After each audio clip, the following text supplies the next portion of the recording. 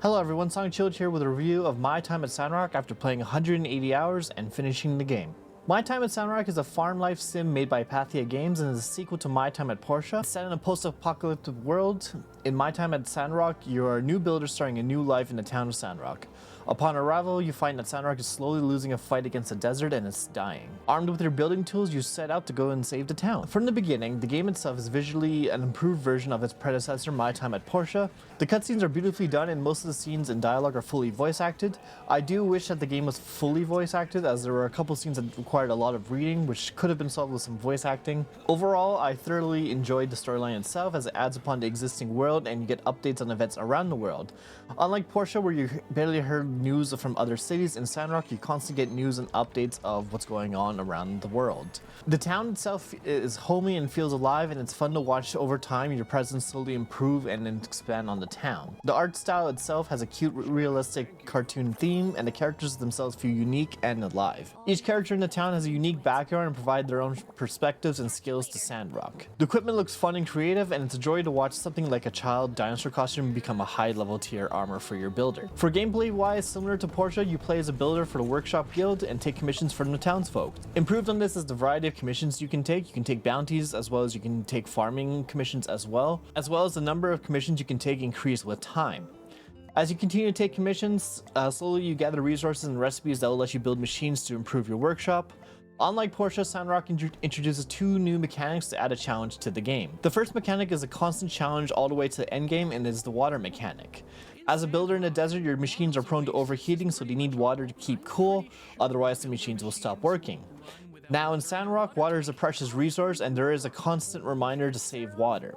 So the cost of keeping a healthy supply of water continues to increase as you expand your workshop and certain world events occur. The second mechanic is the recycle mechanic. Sandrock has a lack of natural resources, so most of your resources will come from recycling scrap and trash found around the desert. In fact, there's a law against cutting the trees around Sandrock. The combat itself is relatively simple with a quick attack, a strong attack, a block, and a dodge.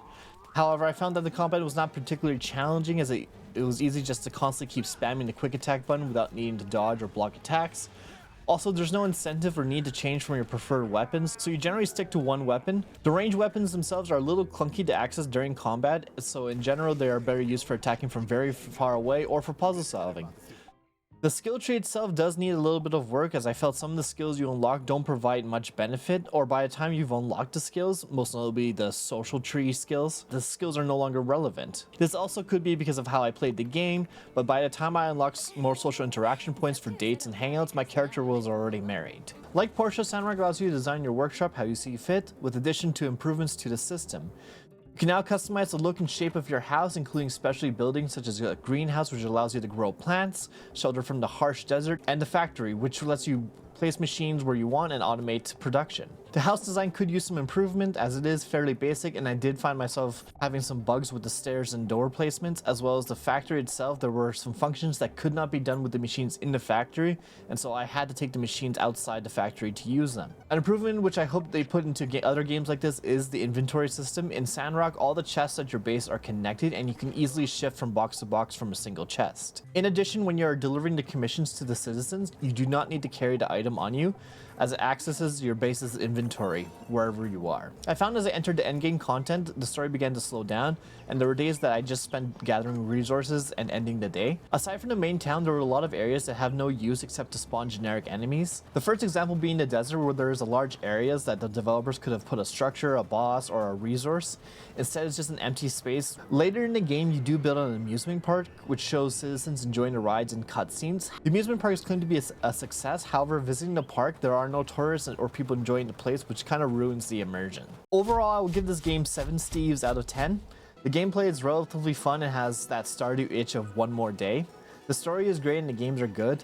All of the irks I've had with the game can easily be patched later on, which Pathia is continuing to patch and introduce new content to the game.